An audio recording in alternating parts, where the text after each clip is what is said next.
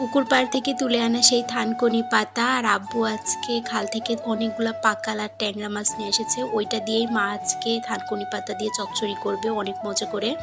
তো এখানে আমি আর মা থানকুনি পাতাগুলো তুলে আনার পরে অনেক ভালো করে বেছে নিচ্ছিলাম, যেহেতু এগুলো পুকুরের পাড়ে হয়েছে তো অনেক ময়লা থাকে, এই জন্য আমি অনেকবার পানি দিয়ে পাল্টে পাল্টে খুব সুন্দর করে পরিষ্কার করে ধুয়ে নিচ্ছিলাম।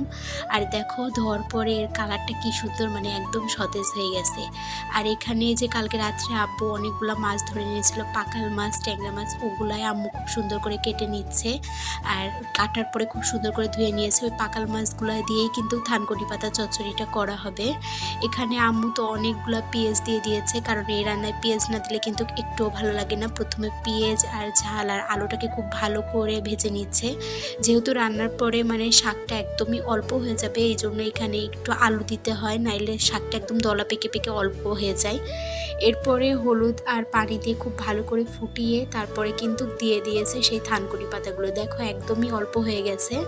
এরপরে বাটা মশলাও দিয়ে দিয়েছে আম্মু, জিরা, তারপরে সরিষা আর একটা রসুন খুব সুন্দর করে বেটে এখানে দিয়ে দিয়েছে। এরপরে কষিয়ে কিন্তু আবারও পানি দিয়ে দিয়েছে, ঝোলের পানি, তারপরে ভেজে রাখা মাছগুলোও দিয়ে দিয়েছে। যখন একদম টকবক করে ফুটে উঠবে আর ঝোলটা খুবই মানে একদম শুকনো শুকনো হয়ে আসবে, ওই সময় কিন্তু এটা নামিয়ে ফেলতে হবে। আমার আম্মু ঝোলটা একদমই গামাখা গামাখা করে, ওটাই খেতে অনেক বেশি মজা লাগে।